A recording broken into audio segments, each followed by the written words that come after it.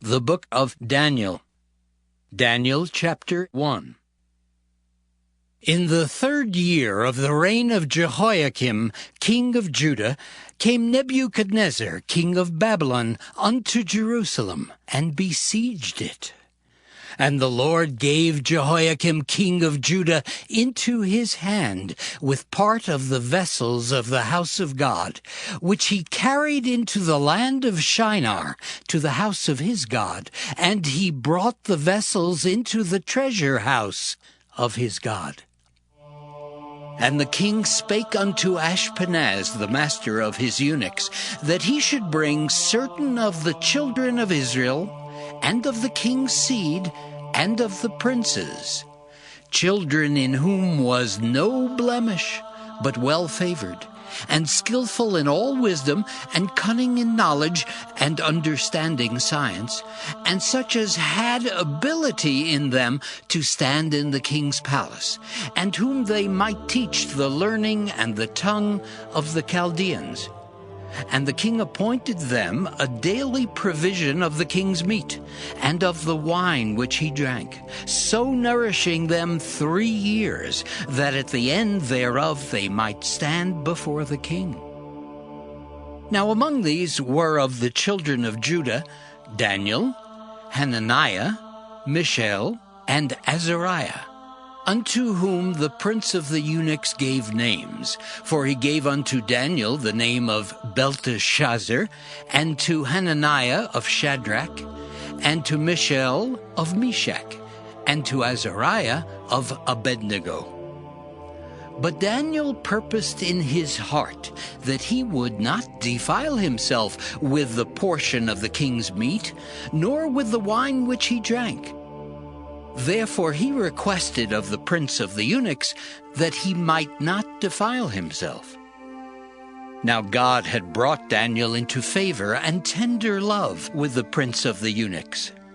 And the prince of the eunuchs said unto Daniel, I fear my lord the king, who hath appointed your meat and your drink. For why should he see your faces worse liking than the children which are of your sort?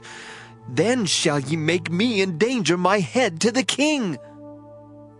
Then said Daniel to Melzar, whom the prince of the eunuchs had set over Daniel, Hananiah, Mishael, and Azariah, Prove thy servants, I beseech thee, 10 days, and let them give us pulse to eat and water to drink. Then let our countenances be looked upon before thee, and the countenance of the children that eat of the portion of the king's meat. And as thou seest, deal with thy servants. So he consented to them in this matter, and proved them 10 days. And at the end of 10 days their countenances appeared fairer and fatter in flesh than all the children which did eat the portion of the king's meat. Thus Melzar took away the portion of their meat and the wine that they should drink, and gave them pulse. As for these 4 children, God gave them knowledge and skill in all learning and wisdom, and Daniel had understanding in all visions and dreams. Now at the end of the days that the king had said he should bring them in, then the prince of the eunuchs brought them in before Nebuchadnezzar. And the king communed with them, and among them all was found none like Daniel, Hananiah, Mishael, and Azariah. Therefore stood they before the king. And in all matters of wisdom and understanding that the king inquired of them, he found them 10 times better than all the magicians and astrologers that were in all his realm. And Daniel continued even unto the 1st year of King Cyrus. Daniel chapter 2. And in the 2nd year of the reign of Nebuchadnezzar, Nebuchadnezzar dreamed dreams, wherewith his spirit was troubled, and his sleep brake from him. Then the king commanded to call the magicians, and the astrologers, and the sorcerers, and the Chaldeans, for to show the king his dreams. So they came and stood before the king. And the king said unto them, I have dreamed a dream, and my spirit was troubled to know the dream. Then spake the Chaldeans to the king in Syriac, O king, live forever! Tell thy servants the dream, and we will show the interpretation. The king answered and said to the Chaldeans, The thing is gone from me. If ye will not make known unto me the dream with the interpretation thereof, ye shall be cut in pieces, and your houses shall be made a dunghill. But if ye show the dream and the interpretation thereof, ye shall receive of me gifts and rewards and great honor. Therefore, show me the dream and the interpretation thereof. They answered again and said, Let the king tell his servants the dream, and we will show the interpretation of it. The king answered and said, I know of certainty that ye would gain the time, because ye see the thing is gone from me. But if ye will not make known unto me the dream, there is but one decree for you. For ye have prepared lying and corrupt words to speak before me till the time be changed. Therefore tell me the dream, and I shall know that ye can show me the interpretation thereof. The Chaldeans answered before the king and said, There is not a man upon the earth that can show the king's matter. Therefore there is no king, Lord, nor ruler that asks such things at any magician, or astrologer, or Chaldean. And it is a rare thing that the king requireth, and there is none other that can show it before the king, except the gods, whose dwelling is not with flesh. For this cause the king was angry and very furious, and commanded to destroy all the wise men of Babylon. And the decree went forth that the wise men should be slain, and they sought Daniel and his fellows to be slain. Then Daniel answered with counsel and wisdom to Arioch, the captain of the king's guard, which was gone forth to slay the wise men of Babylon. He answered and said to Arioch, the king's captain, Why is the decree so hasty from the king? Then Arioch made the thing known to Daniel. Then Daniel went in and desired of the king that he would give him time, and that he would show the king the interpretation. Then Daniel went to his house and made the thing known to Hananiah, Mishael, and Azariah his companions, that they would desire mercies of the God of heaven concerning this secret, that Daniel and his fellows should not perish with the rest of the wise men of Babylon. Then was the secret revealed unto Daniel in a night vision. Then Daniel blessed the God of heaven. Daniel answered and said, Blessed be the name of God forever and ever, for wisdom and might are his. And he changeth the times and the seasons. He removeth kings and setteth up kings. He giveth wisdom unto the wise, and knowledge to them that know understanding. He revealeth the deep and secret things. He knoweth what is in the darkness, and the light dwelleth with him. I thank thee and praise thee, O thou God of my fathers, who hast given me wisdom and might, and hast made known unto me now what we desired of thee. For thou hast now made known unto us the king's matter. Therefore Daniel went in unto Arioch, whom the king had ordained to destroy the wise men of Babylon. He went and said thus unto him, Destroy not the wise men of Babylon. Bring me in before the king, and I will show unto the king the interpretation. Then Arioch brought in Daniel before the king in haste, and said thus unto him, I have found a man of the captives of Judah that will make known unto the king the interpretation. The king answered and said to Daniel, whose name was Belteshazzar, Art thou able to make known unto me the dream which I have seen, and the interpretation thereof? Daniel answered in the presence of the king and said, The secret which the king hath demanded cannot the wise men, the astrologers, the magicians, the soothsayers show unto the king. But there is a God in heaven that revealeth secrets and maketh known to the king Nebuchadnezzar what shall be in the latter days. Thy dream and the visions of thy head upon thy bed are these. As for thee, O king, thy thoughts came into thy mind upon thy bed, what should come to pass hereafter. And he that revealeth secrets maketh known to thee what shall come to pass. But as for me, this secret is not revealed to me for any wisdom that I have more than any living, but for their sakes that shall make known the interpretation to the king, and that thou mightest know the thoughts of thy heart. Thou, O king, sawest, and behold, a great image. This great image, whose brightness was excellent, stood before thee, and the form thereof was terrible.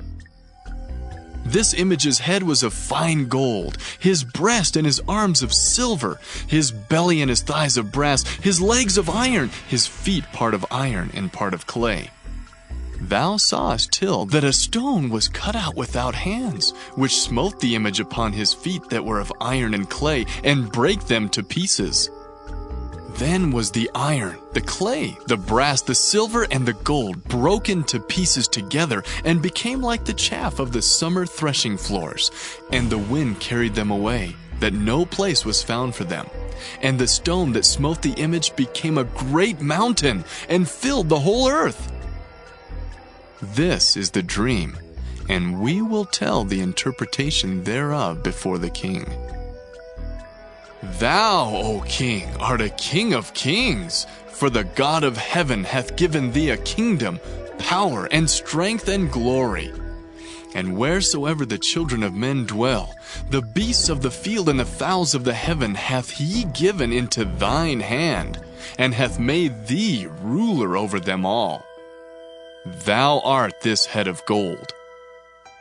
And after thee shall arise another kingdom inferior to thee, and another third kingdom of brass, which shall bear rule over all the earth. And the fourth kingdom shall be strong as iron, for as much as iron breaketh in pieces, and subdueth all things, and as iron that breaketh all these, shall it break in pieces and bruise. And whereas thou sawest the feet and toes, part of potter's clay, and part of iron, the kingdom shall be divided. But there shall be in it of the strength of the iron, for as much as thou sawest the iron mixed with miry clay. And as the toes of the feet were part of iron and part of clay, so the kingdom shall be partly strong and partly broken. And whereas thou sawest iron mixed with miry clay, they shall mingle themselves with the seed of men, but they shall not cleave one to another, even as iron is not mixed with clay. And in the days of these kings shall the God of heaven set up a kingdom, which shall never be destroyed. And the kingdom shall not be left to other people, but it shall break in pieces and consume all these kingdoms, and it shall stand forever. For as much as thou sawest that the stone was cut out of the mountain without hands, and that it brake in pieces the iron, the brass, the clay, the silver, and the gold, the great God hath made known to the king what shall come to pass hereafter. And the dream is certain, and the interpretation thereof sure. Then the king Nebuchadnezzar fell upon his face and worshipped Daniel, and commanded that they should offer an oblation and sweet odors unto him. The king answered unto Daniel and said, Of a truth it is, that your God is a God of gods, and a Lord of kings, and a revealer of secrets, seeing thou couldst reveal this secret. Then the king made Daniel a great man, and gave him many great gifts, and made him ruler over the whole province of Babylon, and chief of the governors over all the wise men of Babylon. Then Daniel requested of the king, and he set Shadrach, Meshach, and Abednego over the affairs of the province of Babylon, but Daniel sat in the gate of the king. Psalm 10. Why standest thou afar off, O Lord? Why hidest thou thyself in times of trouble? The wicked in his pride doth persecute the poor. Let them be taken in the devices that they have imagined. For the wicked boasteth of his heart's desire, and blesseth the covetous whom the Lord abhorreth. The wicked through the pride of his countenance will not seek after God. God is not in all his thoughts. His ways are always grievous. Thy judgments are far above out of his sight. As for all his enemies, he puffeth at them. He hath said in his heart, I shall not be moved, for I shall never be in adversity. His mouth is full of cursing and deceit and fraud. Under his tongue is mischief and vanity. He sitteth in the lurking places of the villages. In the secret places doth he murder the innocent. His eyes are privily set against the poor. He lieth in wait secretly as a lion in his den. He lieth in wait to catch the poor. He doth catch the poor when he draweth him into his net. He croucheth and humbleth himself, that the poor may fall by his strong ones. He hath said in his heart, God hath forgotten. He hideth his face. He will never see it. Arise, O Lord! O God, lift up thine hand. Forget not the humble. Wherefore doth the wicked contemn God? He hath said in his heart, Thou wilt not require it. Thou hast seen it, for thou beholdest mischief and spite, to requite it with thy hand. The poor committeth himself unto thee. Thou art the helper of the fatherless. Break thou the arm of the wicked and the evil man. Seek out his wickedness till thou find none. The Lord is king forever and ever. The heathen are perished out of his land. Lord, thou hast heard the desire of the humble.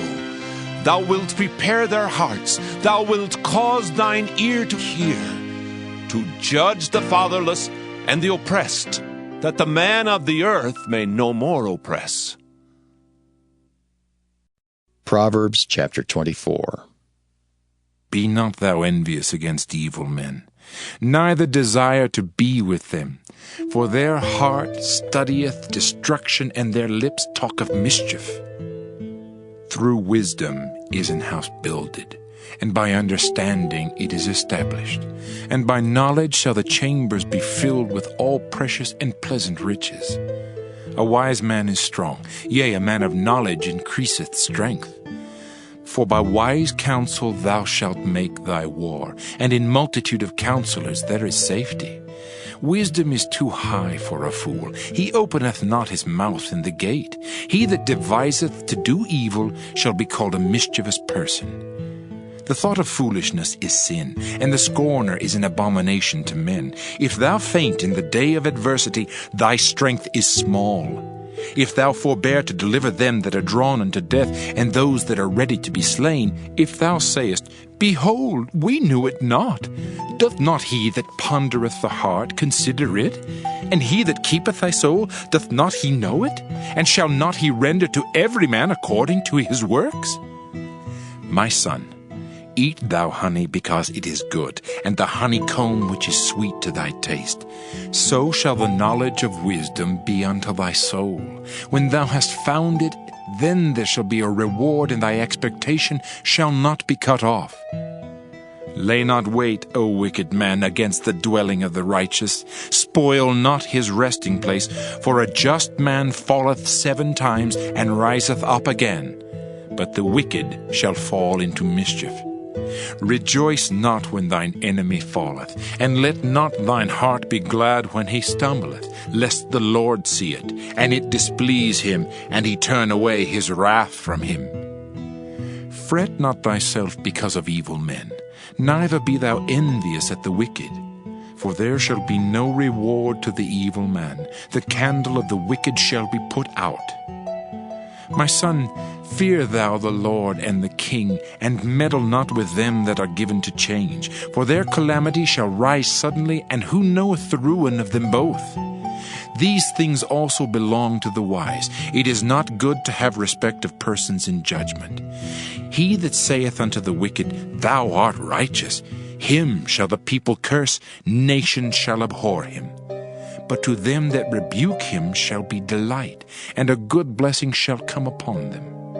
Every man shall kiss his lips that giveth a right answer. Prepare thy work without, and make it fit for thyself in the field, and afterwards build thine house. Be not a witness against thy neighbor without cause, and deceive not with thy lips. Say not, I will do so to him as he hath done to me. I will render to the man according to his work. I went by the field of the slothful, and by the vineyard of the man void of understanding. And lo, it was all grown over with thorns, and nettles had covered the face thereof, and the stone wall thereof was broken down. Then I saw and considered it well. I looked upon it and received instruction. Yet a little sleep, a little slumber, a little folding of the hands to sleep, so shall thy poverty come as one that travelleth, and thy want as an armed man. Colossians 3. If then you were raised with Christ, seek those things which are above, where Christ is, sitting at the right hand of God. Set your mind on things above, not on things on the earth. For you died, and your life is hidden with Christ in God. When Christ, who is our life, appears, then you also will appear with him in glory. Therefore put to death your members which are on the earth, fornication, uncleanness, passion, evil desire, and covetousness, which is idolatry. Because of these things the wrath of God is coming upon the sons of disobedience, in which you also once walked when you lived in them. But now you must also put off all these: anger, wrath, malice, blasphemy, filthy language out of your mouth. Do not lie to one another, since you have put off the old man with his deeds, and have put on the new man, who is renewed in knowledge according to the image of him who created him. Where there is neither Greek nor Jew, circumcised nor uncircumcised, barbarian, Scythian, slave nor free, but Christ is all and in all. Therefore, as the elect of God, holy and beloved, put on tender mercies, kindness, humbleness of mind, meekness, long-suffering, bearing with one another, and forgiving one another if anyone has a complaint against another. Even as Christ forgave you, so you also must do. But above all these things put on love, which is the bond of perfection. And let the peace of God rule in your hearts, to which also you were called in one body, and be thankful. Let the word of Christ dwell in you richly in all wisdom, teaching and admonishing one another in psalms and hymns and spiritual songs, singing with grace in your hearts to the Lord. And whatever you do in word or deed, do all in the name of the Lord Jesus, giving thanks to God the Father through him. Wives, submit to your own husbands, as is fitting in the Lord. Husbands, love your wives, and do not be bitter toward them. Children, obey your parents in all things, for this is well-pleasing to the Lord. Fathers, do not provoke your children, lest they become discouraged. Servants, obey in all things your masters according to the flesh, not with eye service as men-pleasers, but in sincerity of heart, fearing God. And whatever you do, do it heartily, as to the Lord and not to men, knowing that from the Lord you will receive the reward of the inheritance, for you serve the Lord Christ. But he who does wrong will be repaid for the wrong which he has done, and there is no partiality. Colossians 4. Masters, give your servants what is just and fair, knowing that you also have a master in heaven. Continue earnestly in prayer, being vigilant in it with thanksgiving. Meanwhile, praying also for us, that God would open to us a door for the word, to speak the mystery of Christ, for which I am also in chains, that I may make it manifest as I ought to speak. Walk in wisdom toward those who are outside, redeeming the time. Let your speech always be with grace, seasoned with salt, that you may know how you ought to answer each one. Tychicus, who is a beloved brother, a faithful minister, and a fellow servant in the Lord, will tell you all the news about me. I am sending him to you for this very purpose, that he may know your circumstances and comfort your hearts with Onesimus, a faithful and beloved brother, who is one of you.